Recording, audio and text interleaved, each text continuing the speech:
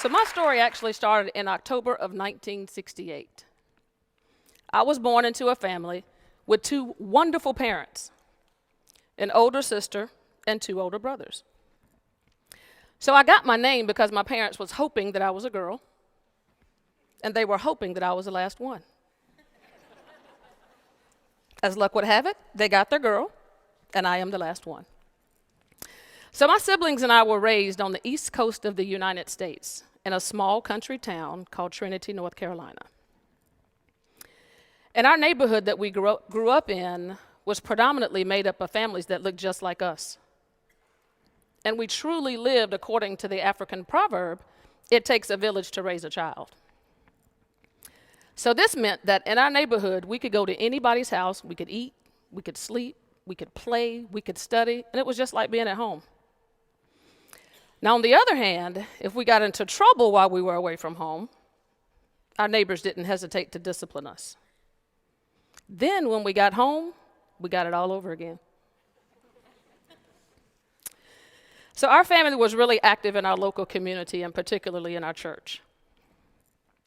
So on the other hand, the schools that I attended growing up had a 90 to 95% Caucasian population. So throughout school, I was an honor roll student. I was secretary of our student government association, and I was one of the captains of the girls' basketball team.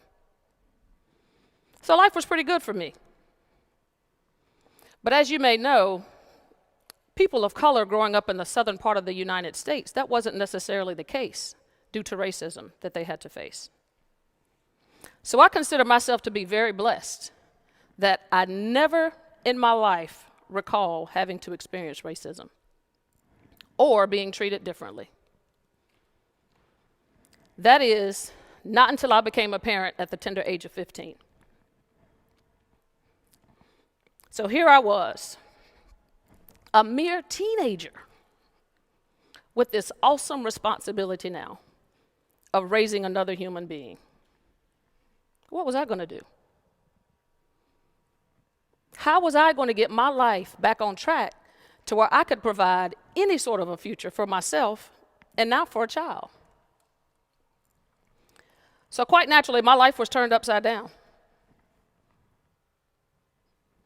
So I had to come up with a plan to figure out, how am I going to get my life back on track? So I spoke with my parents, because some people in my village even started to treat me differently. So I spoke to my parents and I told them about some of the things that I was experiencing.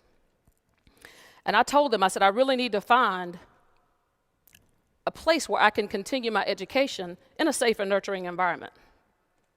Although my external physique was changing, I was still the same person on the inside. I still had the same dreams. I still had the same ambitions.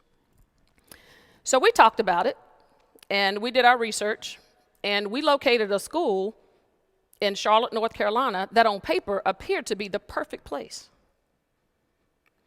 And after a visit to this campus, I knew without a doubt that this was where I was supposed to spend this particular time in my life.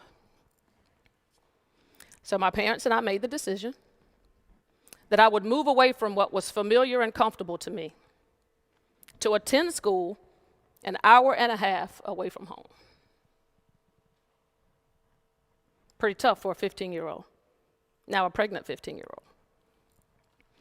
But this was by far the toughest, but the absolute best life decision that I've ever made, hands down. And the reason is because at this school, not only were we able to continue our education, but we had around-the-clock prenatal care with doctors and nurses on staff 24 hours a day, 7 days a week.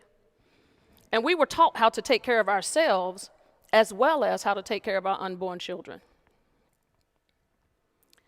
So it was in this new environment that I decided that no matter what it took, I was going to college, and that I was going to provide this child with the same opportunities in life that my parents had provided for me, if not better opportunities.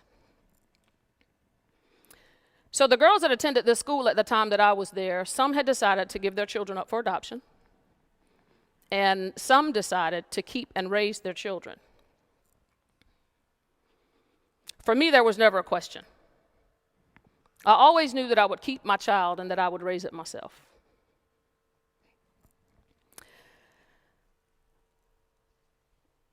So the girls from this also came from all walks of life.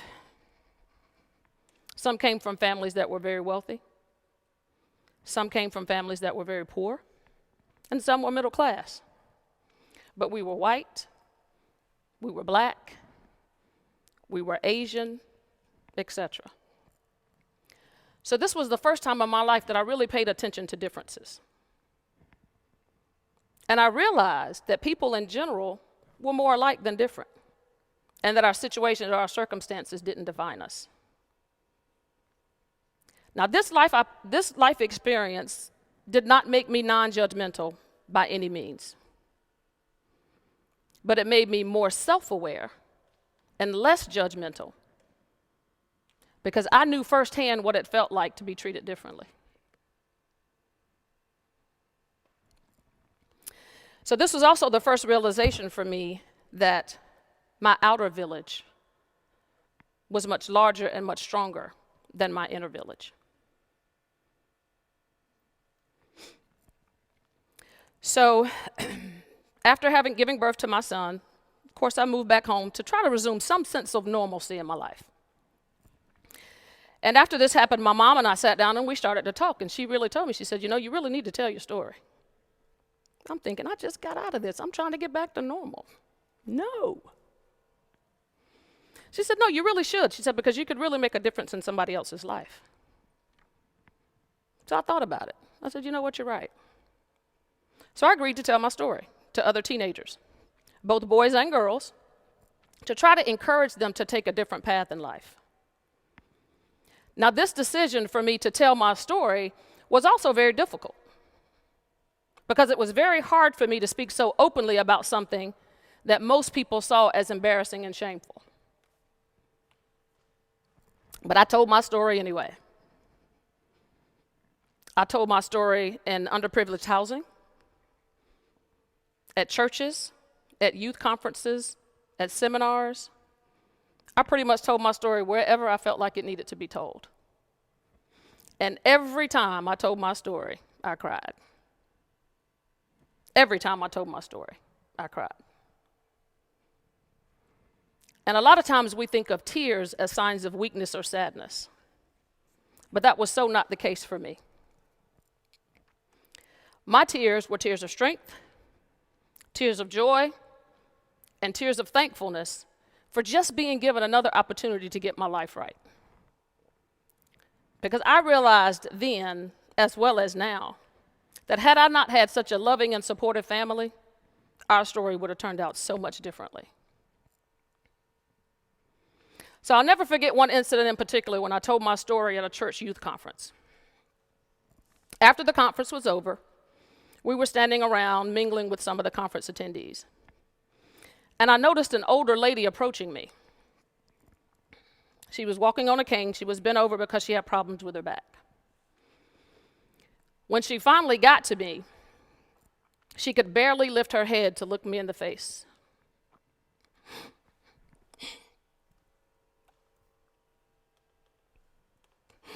And she thanked me for telling my story. And she said that had somebody shared their story with her as a young girl, her life would have been totally different. So she thanked me with tears in her eyes,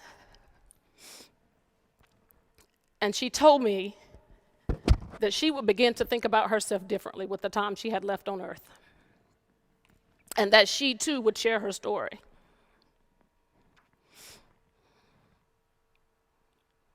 I was in shock. So here I was thinking that I was there just to talk to the kids in the audience. And I actually made a connection and a difference in the life of an 84-year-old lady.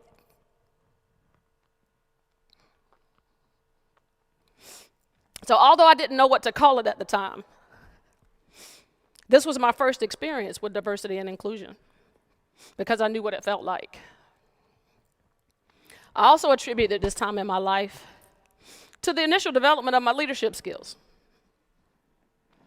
Because now I had this other responsibility, and I had to look at how my decisions also affected my son. So I always had to consider how that would impact him and be willing to change course instantaneously if necessary. So as I started to grow professionally and attend different conferences and seminars, I'd come back home and practice what I learned on Stephen. So, when he was younger, worked like a piece of cake because he had no idea he was my test subject. But as he got older, he started to catch on to this thing. And he'd look at me and say, "Ma, you're doing that thing again. Stop it." So I'm a firm believer that the times that we think are the worst times in our lives are actually the times that shape and define who we are.